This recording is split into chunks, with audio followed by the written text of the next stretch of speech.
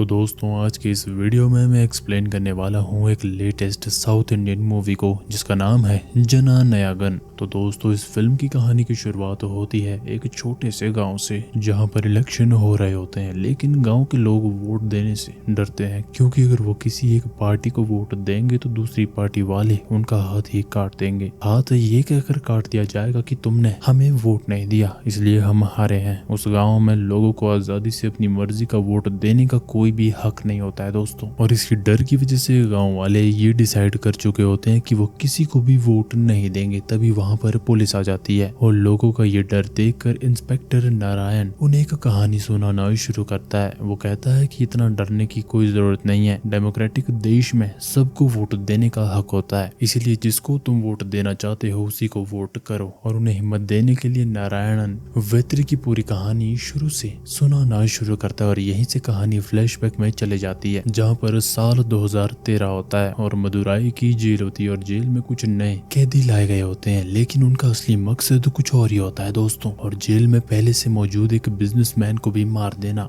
वो भी उनका वजूद होता है। और ये बात सोच समझकर जेलर श्रीकांत वहां पर पहुंच जाता है, लेकिन उससे कुछ कर पाने से पहले ही वो कैदी बिजनेसमैन को मारने के लिए दौड़ पड़ते हैं। यहीं पर श्रीकांत के साथ खड़ा हुआ नारायणन उसे कह देता है कि डरने की कोई भी जरूरत नहीं है क्योंकि अंदर वेत्री है। और इस मूवी का मेन कैरेक्टर वेत्री उसी जेल में सजा काट रहा होता है और वो एक कैदी होता है दोस्तों। और जैसे ही वो उस कैदी बिजनेसमैन को मारने के लिए दौड़ते हैं, वेत्री उन्हें रोककर बिजनेसमैन की जान बचा लेता है और उन सबको अकेला ही मार पीट कर हरा देता है। और जेल के अंदर सब लोग वेत्री को बहुत ही ज्यादा इज्जत देना शुरू करते हैं और सब कहते हैं कि जब तक वेत्री वहाँ पर है तब तक उन्हें कोई भी आंच नहीं आ सकती। यहीं पर श्रीकांत को भी वेत्री बहुत ज्यादा पसंद आ जाता है और श्रीकांत की छोटी बेटी विजी तो वेत्री को सुपरमैन भी बुलाती थी। वेत्री के बारे में और भी ज्यादा जानकारी श्रीकांत उसकी फाइल से निकालना शुरू करता है और पता चलता है कि वेत्री की अपनी मां ने ही उसके खिलाफ गवाही दी थी, इसी वजह से आज वो इस जेल में कैद हो गया है। लेकिन अब वेत्री की मां मौत से लड़ रही होती है और वो मरने से पहले एक बार अपने बेटे को देखना चाहती है। और वेत्री के गाँव से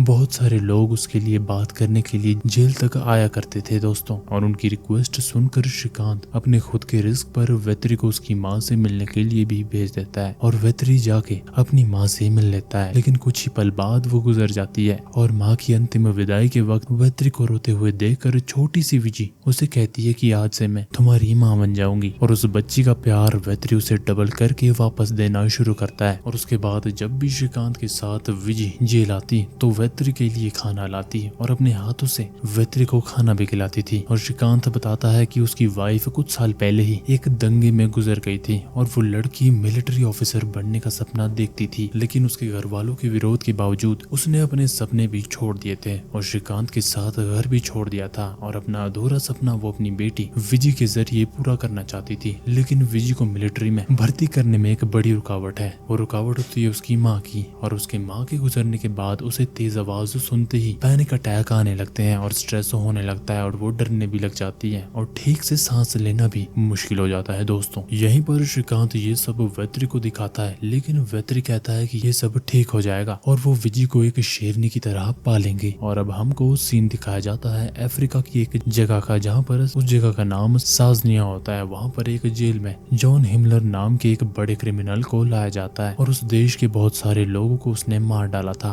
इस वजह से वो क्रिमिनल बन गया था दोस्तों, और उस देश के लोगों के लिए वो एक बहुत बड़ी मुसीबत बन गया था। और वहाँ के लोग चाहते थे कि किसी न किसी तरह जॉन हिमलर मारा जाए, लेकिन उस रात उसकी डेथ पेनल्टी होने से पहले ही हिमलर के आदमी जेल पर हमला करके उसे छुड़ा कर ले जाते हैं और उस झगड़े में जेल के बहुत सारे लोग भी मारे जाते हैं दोस्तों। और ये हिमलर एक इंटरनेशनल वेपन डीलर होता है जो अलग अलग देशों में इलीगल तरीके से हथियार भेजता है और उसका अगला टारगेट इंडिया होता है दोस्तों। इधर जेलर श्रीकांत अपना ट्रांसफर लेकर कहीं और जाने वाला होता है, लेकिन उससे पहले ही वो 15 अगस्त को रिलीज होने वाले कैदियों की लिस्ट में वेत्री का नाम भी लिख देता है। और जब वेत्री रिलीज होता है वो श्रीकांत के रहने का पता ढूंढकर उसे धन्यवाद कहने के लिए भी आ जाता है। और उस वक्त हम देखते हैं कि विजी को हल्का बुखार बुखार होता है और श्रीकांत को कहीं बाहर जाना होता है, इसलिए वो वेत्री से कहता है कि थोड़ी देर विजय का ख्याल रखा जाए और खुद बाहर चला जाता है। लेकिन बाहर गया श्रीकांत एक एक्सीडेंट में गुजर जाता है दोस्तों, और अब विजय अनाथ हो जाती है और उसके बाद वेत्री ही विजय के सारे काम संभालता है और उसे अपनी खुद की बेटी की तरह भी पालना शुरू कर देता है। साल बीत जाते हैं और अब विजय कॉलेज में पढ़ रही होती है और कॉलेज में कार्तिक नाम के एक लड़के से उसका प्यार भी चल रहा होता है। और एक दिन मूवी देखने के लिए वो कार्तिक को बुला देती है, लेकिन क्लास होने की वजह से वो आ नहीं पाता, इसलिए विजय अपनी एक दोस्त जो एक लड़की होती है उसके साथ ही थिएटर चले जाती है। और उस वक्त गाड़ी को चेक कर रहा एक पुलिस वाला विजय को देखकर उसकी तरफ गंदी नजर से देखने लगता है और वो जानबूझकर अपनी गाड़ी का दरवाजा खुला छोड़ देता है, जिसकी वजह से विजय का स्कूटी से एक्सीडेंट हो जाता है। और फिर वो उल्टा विजय पर ही ओवर स्पीडिंग का इल्जाम लगाकर केस बना देता है और उसके साथ खेल खेलना शुरू कर देता है और वो चिल्लाने लगता है और विजय बहुत ज्यादा डरने लग जाती है और उसकी सहेली को वहीं रुकने को कहकर वो पुलिस वाला विजय को जबरदस्ती अपनी गाड़ी में बैठा लेता है। और विजय पहले से ही पैनिक में होती है और उसकी वजह से कुछ बोल भी नहीं पाती, बस डरते हुए उसकी गाड़ी में बैठ जाती है। और इस आदमी का इरादा ठीक नहीं लग रहा होता, ये समझकर विजय की दोस्त तुरंत अपनी कजन कायल को इस बात को इन्फॉर्म कर देती है, जो एक जर्नलिस्ट होता है, और सारी बात शेयर कर देती है। कायल और वो दोस्त दोनों वेत्री के पास जाकर सारा किस्सा बताते हैं कि पुलिस वाला विजय को लेकर गया है और वेत्री उस पुलिस वाले का नंबर निकाल कर उसे कॉल करता है और धमकी देता है और कहता है कि अगर मेरे बारे में जानना है और मैं कौन हूँ ये सवाल पूछना है तो अपने डिपार्टमेंट के किसी भी पुलिस ऑफिसर से पूछ लेना कि मैं कौन हूँ। ये सुनकर पुलिस वाला डर जाता है और अपने डिपार्टमेंट में पूछने लग जाता है और वहीं पर उसे वेत्री के पुराने किस्सों के बारे में सुनकर और भी ज्यादा डर लगने लग जाता है और वो तुरंत वेत्री से कहता है कि वो विजय को तुरंत वहाँ से भेज देगा। लेकिन वेत्री कहता है कि वो मूवी देखने के लिए गई है तो उसे मूवी दिखाकर ही वापस लाना पड़ेगा, इसलिए पुलिस वाले के पहरे में विजय अकेले थिएटर में बैठकर मूवी देखती है। ये सीन काफी ज्यादा इंटरेस्टिंग भी होता है दोस्तों। और फिर उसे वेत्री के पास लाया जाता है और वो पुलिस वाला वेत्री से माफी मांगना शुरू करता है और वेत्री फिलहाल उसे कुछ नहीं करता और जाने दे देता है। लेकिन ये सब देखकर कायल के मन में वेत्री के लिए काफी ज्यादा पसंद पैदा होने लगती है, मतलब वेत्री के प्रति इंटरेस्ट आने लगता है। और अब हमें दिखाया जाता है राजा रंगस्वामी नाम के एक पॉलिटिशियन को, जो बाहर से तो काफी ज्यादा अच्छा और बनावटी इंसान होता है लेकिन अंदर से बहुत सारी करप्शन करता है। और इसके बाद दिखाया जाता है कि पाकिस्तान जहाँ पर कुछ टेररिस्ट इंडिया पर हमला करने की तैयारी कर रहे होते हैं और वो हथियार लेकर एक छोटी सी बोट में समंदर के रास्ते निकल जाते हैं और एक इंडियन शिप पर चढ़ जाते हैं। और उस शिप में पहले से ही मौजूद सब लोगों को हिमलर के आदमी पहले ही मार चुके होते हैं और हिमलर और टेररिस्ट मिलकर एक मिशन प्लान कर रहे होते हैं और वो प्लान होता है इंडिया पर कुछ न कुछ गड़बड़ करना। लेकिन इन टेररिस्टों के बीच एक इंडियन स्पाई छुपा हुआ होता है जो ये सब जानकारी इंडियन नेवी को भेज देता है और नेवी तुरंत उस शिप को घेरने के लिए निकल पड़ती है और हिमलर को वहीं पर रंगे हाथों पकड़ लेती है। और उसका प्लान क्या है ये सब पूछने पर हिमलर कुछ बोलता ही नहीं, लेकिन उसके हाथ में एक डिवाइस दिखता है जिस पर ओम लिखा होता है और ओम का मतलब पूछने पर हिमलर कहता है कि वो एक ट्रेलर दिखाएगा और उन पर हमला करके वहां से एक स्विच दबा देता है और तुरंत चारों तरफ से गोलियां बरसने लग जाती हैं और हिमलर के आसपास खड़े नेवी के सभी लोग मारे जाते हैं। और ये गोलियां कहां से आ रही होती हैं किसी को इस बात का पता ही नहीं चलता और हिमलर और उसके सारे टेररिस्ट बचकर निकल जाते हैं। और मरने से पहले एक नेवी ऑफिसर अपने हाथ पर ओम लिख देता है और उस हमले के बाद एक फुटेज से पता चलता है कि ये गोलियां एक रोबोट ने चलाई थी। और अगले दिन न्यूज में भी यही चीज चलती रहती है कि इंडिया में इस्लामिक टेररिज्म बढ़ रही है और इलेक्शन नजदीक होने की वजह से सीएम अपनी सेक्रेटरी लीला से कहते हैं कि अभी जनता को ये मत बताओ कि ये टेररिज्म है वरना इलेक्शन पर काफी ज्यादा बुरा असर पड़ सकता है। बस प्रेस कॉन्फ्रेंस में इतना ही कहा जाए कि इसके खिलाफ कदम उठाया जाएगा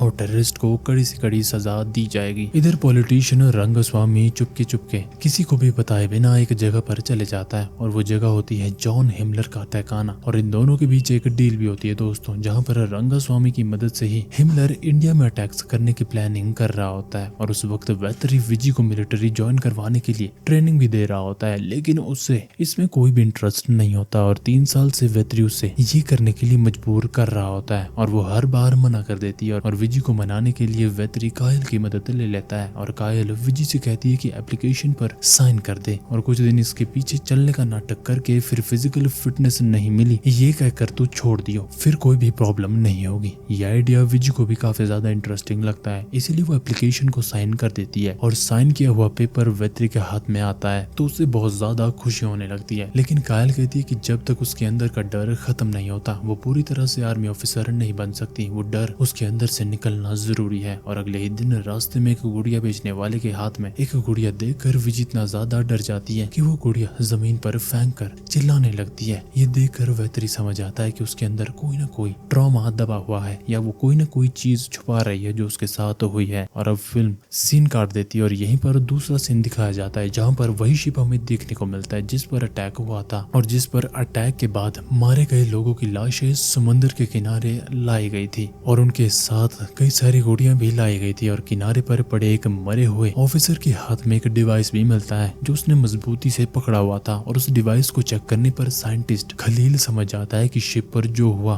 वो कोई आम अटैक नहीं बल्कि एक आरसी वॉर थी, मतलब रिमोट कंट्रोल वॉर। इसका मतलब ये होता है कि उस डिवाइस को बनाने वाली कंपनी अफ्रीका में होती है और उस कंपनी के बारे में और भी कोई डिटेल नहीं मिल पाती और डार्क वेब में भी उसका कोई भी डाटा नहीं मिलता। लेकिन उनकी इन्वेस्टिगेशन में उन्हें अफ्रीका में रहने वाली एक लेडी का वीडियो देखने को मिलता है जिसमें वो जॉन हिमलर के बारे में और उसके आरसी वॉर के बारे में, अपने देश के लोगों को कैसे मारा गया इसके बारे में बताना शुरू करते हैं। और खलील को वीडियो कॉल पर सब कुछ बताया जाता है और वो कहती है कि उसके पास इस सब के सारे सबूत हैं और वो इन सब सबूतों को उसके पास भेज देगी। ये सब वीडियोस देखकर सब लोग सदमे में आ जाते हैं क्योंकि अफ्रीका में जॉन हिमलर ने इतने ज्यादा जुल्म ढाए होते हैं कि इंडिया को दूसरा अफ्रीका बनाना ही हिमलर का मकसद होता है। लेकिन ये सब इन्वेस्टिगेट करते हुए हिमलर के आदमियों को पता चल जाता है और वो उस जगह पर हमला करते हैं जहाँ पर ये लोग रहते थे और खलील और उसके कुछ साथी बाल बाल बचकर निकल जाते हैं और हिमलर का सबूत उसके हाथ ना लगे इसलिए खलील पेन ड्राइव लेकर वहाँ से निकलता है और रंगस्वामी की मदद से हिमलर खलील को एक देशद्रोही बना देता है और उसे ढूंढने वालों के लिए बड़े रिवॉर्ड्स भी रख देता है और ऐलान कर देता है कि जो भी इस इंसान को पकड़वाएगा उसे काफी ज्यादा बड़ा अवार्ड मिल जाएगा। और हिमलर के साथ पुलिस में भी कुछ लोग मिले हुए होते हैं दोस्तों। और इधर दूसरी साइड विजी के मन का ट्रॉमा क्या है ये वेत्री एक डॉक्टर की मदद से पता लगाता है और सालों पहले पता चलता है कि उसकी माँ ने एक दुकान से एक गुड़िया खरीदी थी जैसी हम पहले देख चुके थे। उसी गुड़िया को ढूंढते ढूंढते कुछ लोग विजी के घर पर आ जाते हैं और विजी की माँ से पूछते हैं कि वो गुड़िया कहाँ पर है और उस गुड़िया के अंदर इन लोगों का कोई राज छुपा हुआ था दोस्तों। और इस सीन से हमें पता चलता है कि जब विजी की माँ उन्हें वो गुड़िया नहीं देती तो वो लोग उसे वहीं पर आग लगा देते हैं और उनका सोचना था कि पूरा घर जल जाएगा और उस गुड़िया के साथ वो भी जल जाएगी। और उस वक्त विजी सब देखकर डर के एक जगह पर छुप जाती है लेकिन विजी तक आग न पहुंचने पर घर पूरा न जले इसलिए पूरा शरीर जल जाने के बावजूद विजी की माँ उस बिल्डिंग से नीचे कूद जाती है और आज भी वो गुड़िया घर में कहीं न कहीं पड़ी होती है। ये समझकर वेत्री पूरा घर छानना शुरू कर देता है और विजी की माँ की फोटो के पीछे से उसे एक चाबी देखने को मिलती है और वो चाबी कहाँ लगेगी ये ढूंढते हुए वेत्री एक गुप्त कमरा खोल देता है और उस गुड़िया को हासिल कर देता है दोस्तों। और चेक करने पर पता चलता है कि उस गुड़िया के अंदर एक वेपन है और शिप पर मिली हुई गुड़िया और इस गुड़िया का कनेक्शन समझकर वेत्री कायल की मदद से चीजों को ढूंढना शुरू करता है कि अटैक वाली शिप पर ये टॉयज कहाँ से आए थे। और पता चलता है कि GH टॉयज नाम की कोई कंपनी है जो 15 साल से इंडिया में टॉयज को इंपोर्ट कर रही है और लगभग 50 लाख टॉयज वो इंडिया में भेज चुके हैं जिनके अंदर वो हथियार छुपा कर भेजते थे। और ये सब टॉयज इंडिया के कौन कौन सी दुकानों तक पहुँचे और उनके मालिक कौन है ये सब पता करते करते वेत्री को एक बात समझ आ जाती है और वो सभी मालिक 15 साल पहले वहाँ के गैंगस्टर हुआ करते थे लेकिन अब वो बड़े बड़े नेताओं और बड़े बड़े बिजनेसमैन में बदल चुके हैं। मतलब कहानी के सारे डॉट्स धीरे धीरे कनेक्ट होने लगते हैं। और यहीं पर न्यूज में जो इंडिया में हमले हो रहे होते हैं उनका इल्जाम साइंटिस्ट खलील और उसके आदमियों पर लगाया जा रहा होता है लेकिन वेत्री और कायल को पता चल जाता है कि खलील अकेले इतना बड़ा नेटवर्क इंडिया में बनाए रखने में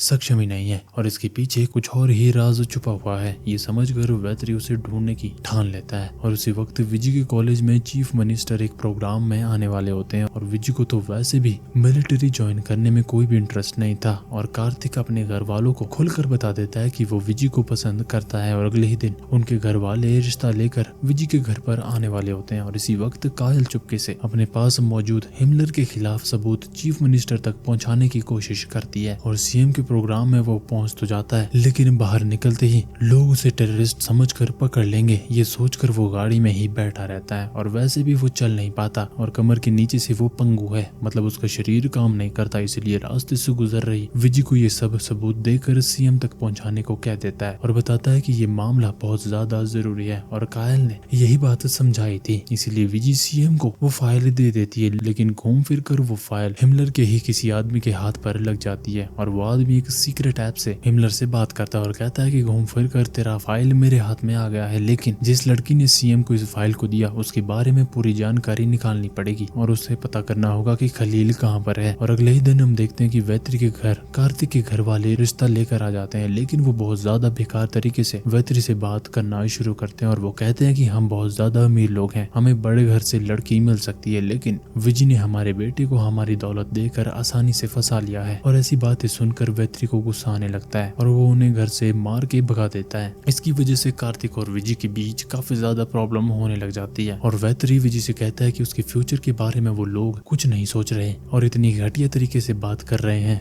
जो कि मुझे हजम नहीं हो सकता। और अब ऐसा रिश्ता क्यों चाहिए तुम्हें, अपने करियर पर फोकस करो और शादी की इतनी क्या ही जल्दी है। और इस पर विजय कहती है कि मुझे आर्मी ऑफिसर नहीं बनना, मुझे कार्तिक पसंद है, मैं उससे शादी करके कहीं भी खुश रह लूंगी। और उसके बाद से विजय वैत्री से ज्यादा बात भी नहीं करती और दोनों एक दूसरे से दूर दूर रहने लग जाते हैं। लेकिन एक रात हम देखते हैं कि वैत्री बाहर बैठा होता है, तभी हिमलर के भेजे हुए कुछ लोकल गुंडे विजय को उठाने के लिए उसके घर में आ जाते हैं। लेकिन बाहर बैठे वैत्री को देखकर उनमें से एक गुंडा डर जाता है और अपने साथियों को लेकर वहां से भाग जाता है। और गुंडे उसे कहते हैं कि तूने क्या देख लिया जो तू इतना ज्यादा डर रहा है, चलो उस लड़की को पकड़ते हैं और यहाँ से निकलते हैं। और यहीं पर गुंडा कहता है कि तुम्हें पता नहीं कि बाहर कौन बैठा है, जो बाहर बैठा है वो कोई मामूली आदमी नहीं है। यहीं से कहानी फ्लैशबैक में चली जाती है जहाँ पर सालों पहले वैत्री असल में कौन था ये दिखाया जाता है। और कुछ साल पहले एक पहाड़ था जिसमें लाखों करोड़ों के मिनरल्स हुआ करते थे और वो पहाड़ उन मिनरल्स को निकालने के लिए रुकावट बन रहा था। और उस पहाड़ के इर्द गिर्द रहने वाले गाँव में रहने वाले लोग उस मिनरल की खनन करने के लिए एक रुकावट बन रहे थे और उन लोगों को मारकर मिनरल्स छीनने के लिए एक रात बहुत सारे लोग वहां पर पहुंच जाते हैं और उस रात गांव के बहुत सारे लोगों को मार डालते हैं। और उस गांव को उस दिन किसी ने बचाया था और वहां के सभी लोगों के लीडर हमारे वैत्री ने उन सबको बचाया था। दोस्तों ये वैत्री की छोटी सी कहानी थी और उस वक्त वो एक पुलिस ऑफिसर हुआ करता था और उस गुंडे ने भी ये सब अपनी आंखों से देखा था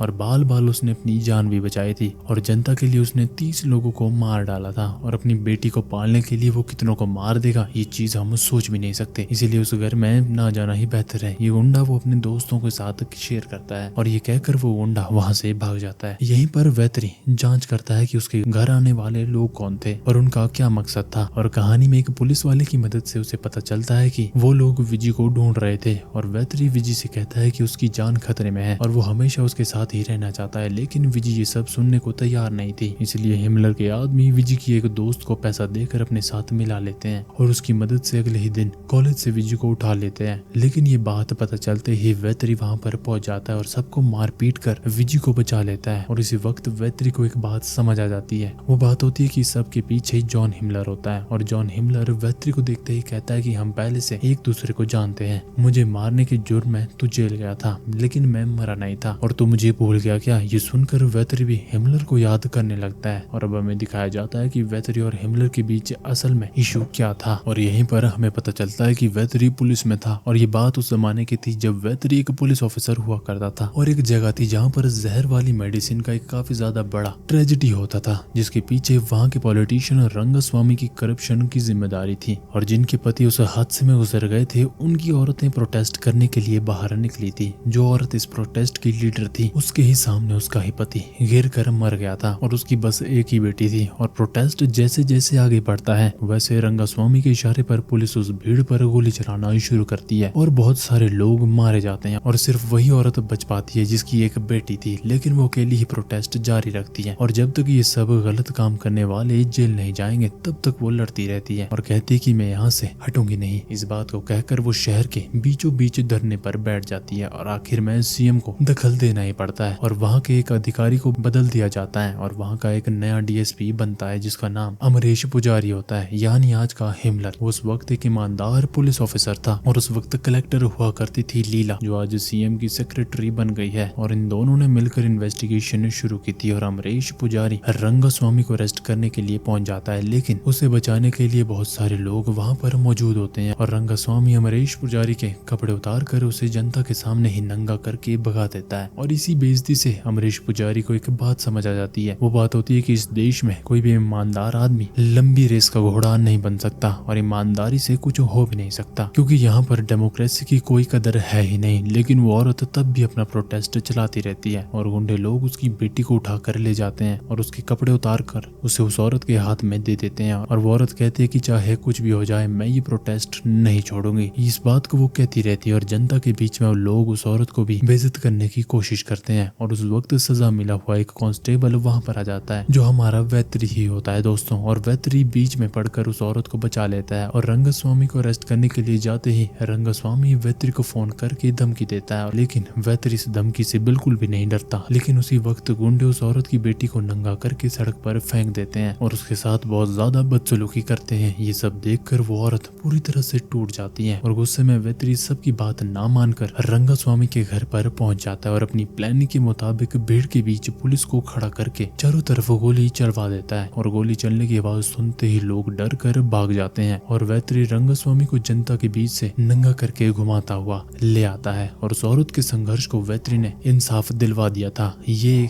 एक वेत्री की स्ट्रॉन्ग स्टोरी थी, लेकिन यहाँ पर इस बेइज्जती की वजह से अमरीश पुजारी का दिमाग ही खराब हो जाता है। उसे लगता है कि डेमोक्रेसी की जरूरत ही नहीं है और एक तानाशाही काफी है। वो अपना रूप रंग बदल कर जेल में पड़े हुए रंगस्वामी के साथ एक डील करता है और कहता है कि जैसे मेरी बेइज्जती हुई थी वैसे ही तेरी भी हुई है। हम दोनों बराबर हो गए हैं क्योंकि हमारी इज्जत पानी में मिल गई है और अब आगे से हम साथ मिलकर चलते हैं। दोनों मिलकर उस शहर की सत्ता हासिल करने के लिए तरह तरह के हमले कराने का फैसला करते हैं दोस्तों। और स्कूल में फंक्शन के लिए कलर बॉम्ब बनाने वाले एक आदमी के पास कुछ लोग उसमें असली बॉम्ब छुपाने के लिए चले जाते हैं, लेकिन ये गलत होता है। इस बात को समझकर वो आदमी डीसीपी को बताने के लिए चले जाता है, लेकिन वहाँ पर पहुंचकर उसे पता चलता है कि डीसीपी खुद इस प्लान में शामिल है और इसलिए वो आदमी वेत्री के पास जाकर कुछ खुलकर बताना शुरू करता है कि पूरे शहर में ब्लास्ट करने की प्लानिंग में खुद डीएसपी भी शामिल है। ये सुनकर वेत्री डीसीपी से सीधा जाके सवाल करना शुरू करता है और एक बेइज्जती की वजह से एक इंसान का दिमाग इतना ज्यादा बदल सकता है, ये देखकर वेत्री काफी ज्यादा हैरान और परेशान होने लगता है। और वेत्री कहता है कि जैसा तू कह रहा है वैसा ही रातों रात सत्ता तेरे हाथ आ जाने से कुछ नहीं बदलेगा, धीरे धीरे हर चीज में बदलाव लाना पड़ेगा। लेकिन वो ये सब सुनने को तैयार ही नहीं होता और वो सत्ता को हासिल करने के लिए कितनों को भी मारने को तैयार रहता है और वो वेत्री पर भी गोली चला लेता है, लेकिन बचने के लिए वेत्री उसे उल्टा गोली मार देता है और पुलिस वेत्री को पकड़ने के लिए आ जाती है। तभी अमरीश उनसे झूठ बोलता है कि वेत्री एक टेररिस्ट है और उसने ये सब बॉम्ब रखे हैं और गुस्से में वेत्री उसे एक के बाद एक गोली मारता रहता है और वेत्री को लगता है कि वो मर चुका है। लेकिन वेत्री के घर में हथियार छुपे होने की झूठी बात भी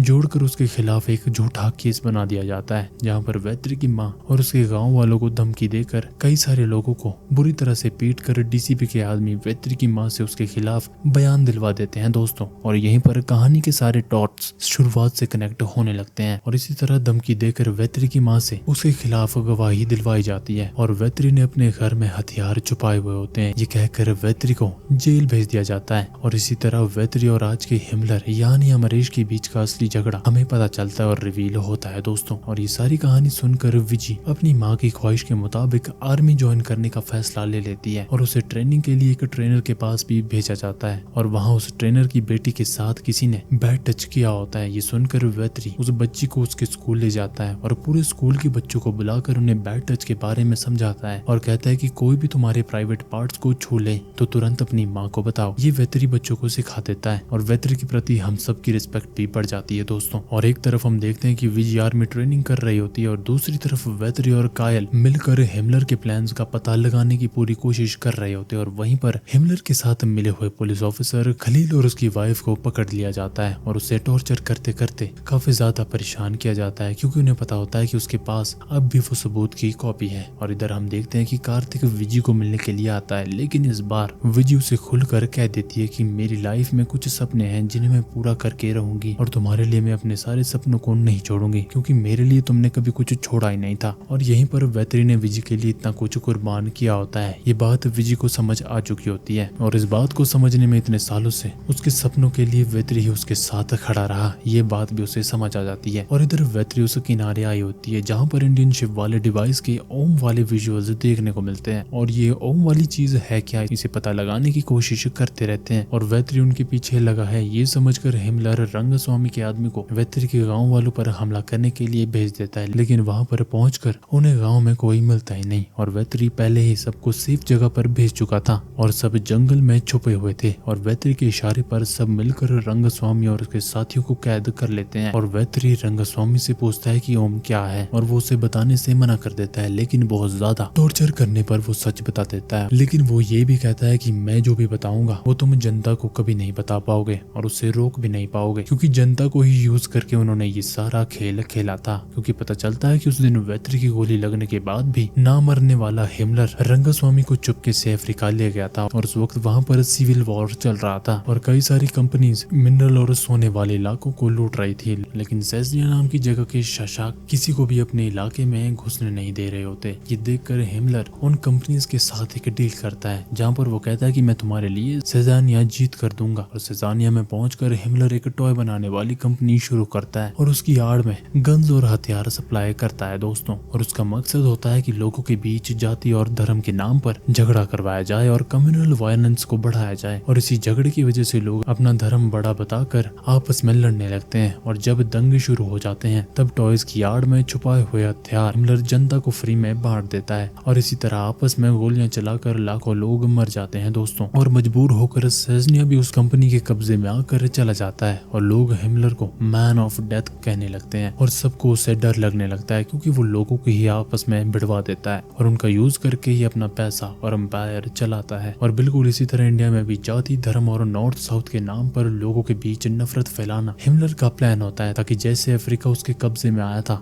वैसे ही इंडिया भी उसके कब्जे में आ जाए और वो झगड़े कराकर यहाँ भी काफी सारा प्रॉफिट कमाए। और यही था प्रोजेक्ट ओम, जिसका फुल फॉर्म होता है ऑपरेशन मेलू। ये सब सुनकर वेत्री सदमे में रह जाता है और वो कहता है कि अगर तू रोक सकता है तो रोक। ये कहकर रंगस्वामी उसे चैलेंज करना शुरू करता है और रंगस्वामी से ही खलील कहाँ है ये पता करके वेत्री उसे बचा लेता है। लेकिन इसी बीच हिमलर के आदमी सीएम को बंधक बनाकर वहाँ पर बड़ा हमला करना शुरू कर देते हैं और बहुत सारे हथियार और आरसी वॉर वाले रोबोट्स भी वहाँ पर लाए जाते हैं और सीएम को बचाने के लिए कोई भी फोर्स काम नहीं आती। वहाँ पर आने वाली हर फोर्स को हिमलर इन रोबोट से खत्म कर देता है और सीएम का इसी वक्त संपर्क भी टूटने लग जाता है। और इसी वक्त हिमलर जनता के बीच जाता है और गलत बातों को फैलाकर भड़काना शुरू करता है कि अलग अलग समुदाय के लोगों को फैलाकर भड़काना शुरू करता है और एक दूसरे के अगेंस्ट कर देता है। और ये सुनकर लोग अपने अपने मंदिर मस्जिद चर्च बचाने के लिए सड़क पर उतर पड़ते हैं और हिमलर का सोचना था कि इसी तरह दोनों तरफ के लोग आपस में भिड़ जाएंगे और बड़ा दंगा हो जाएगा। लेकिन ये सब समझकर वेत्री एक प्लान बना देता है जहाँ पर हर धार्मिक स्थान को बचाने के लिए वो दूसरे धर्म के लोगों को वहाँ पर खड़ा कर देता है। इसलिए हमला करने आए लोगों को कंफ्यूजन होने लग जाती है, क्योंकि मस्जिद के सामने हिंदू खड़े होते हैं जो कि मस्जिद की रक्षा कर रहे होते हैं और मंदिर के सामने मुस्लिम लोग खड़े हुए होते हैं, वो भी मंदिर की रक्षा करने के लिए, और क्रिश्चियन लोग भी इन दोनों को प्रोटेक्ट करने के लिए आपस में खड़े होते हैं। और इसी वजह से हिमलर का प्लान लड़खड़ाने लगता है और उसका प्लान भी चौपट होता है और यहाँ पर कोई भी धार्मिक झगड़ा नहीं होता। पहले लक्ष्य के बाद वेत्री का दूसरा लक्ष्य होता है, जो लक्ष्य होता है हिमलर के आरसी वार को रोकना, जो रोबोट्स ऑटोमेटिकली गन चलाकर लोगों को मार सकते हैं। इसके लिए वेत्री और उसकी टीम एक प्रोग्राम सेट करती है जिसे वो सारे रोबोट्स एक दूसरे पर ही गोली चलाना शुरू करते हैं और विजी भी वेत्री के साथ मौजूद हो जाती है और उनका ये प्रोग्राम देखती है और रोबोट्स एक दूसरे पर ही गोली चलाने लगते हैं और बिना कुछ किए ही वो सब रोबोट्स वहीं पर खत्म हो जाते हैं। और ये सब देखकर हिमलर को बहुत ज्यादा गुस्सा आता है और उसके सारे प्लान बर्बाद होने लगते हैं दोस्तों। और इसके बाद वेत्री और हिमलर के बीच काफी ज्यादा बड़ी लड़ाई होती है और इस फाइट के दौरान विजी शुरू में तो डर जाती है, लेकिन धीरे धीरे उसका डर खत्म होने लगता है और वो भी हिम्मत के साथ लड़ने लग जाती है और दोनों मिलकर हिमलर को खत्म करने की कोशिश करते हैं। लेकिन वो वहाँ से भागकर टेरेस पर पहुंच जाता है और वहाँ से उसे बचाने के लिए सेक्रेटरी लीला पहले से मौजूद होती है और सालों पहले ये दोनों साथ में काम करते थे दोस्तों और इन दोनों के बीच पहले से ही एक कनेक्शन बिल्ड हुआ था और हिमलर के सारे प्लान्स को यही सेक्रेटरी सपोर्ट करती आई थी। लेकिन हिमलर हेलीकॉप्टर में बैठकर भागने से पहले ही वेत्री उस हेलीकॉप्टर को तबाह कर देता है और आखिर में वेत्री हिमलर को मार देता है दोस्तों। और वेत्री की ये पूरी कहानी जब भी कांस्टेबल यानी इंस्पेक्टर नारायणन गांव वालों को सुनाता है तो उसके अंदर हिम्मत आ जाती है और साहस भर जाता है और सब लोग अपने डर को भुलाकर हिम्मत के साथ वोट देने निकल पड़ते हैं। और इस दुनिया में आज भी बहुत सारे ऐसे लोग हैं जो जनता के लिए अच्छा करना चाहते हैं और उन्हें वोट देकर सत्ता में लाना चाहते हैं और उनके खिलाफ खड़े किसी भी डरावने इंसान से डरने की कोई जरूरत नहीं है। इस बात के साथ ये फिल्म अपना अंतिम चरम छूती है दोस्तों। जो मैं आशा करता हूँ आपको वीडियो पसंद आई होगी। अगर वीडियो पसंद आई हो तो वीडियो को लाइक और शेयर जरूर करना और कमेंट में जरूर बताना कि वीडियो कैसी लगी। इस वीडियो को यहीं पर खत्म करते हैं और मिलते हैं अगले वीडियो में। तब तक के लिए धन्यवाद दोस्तों।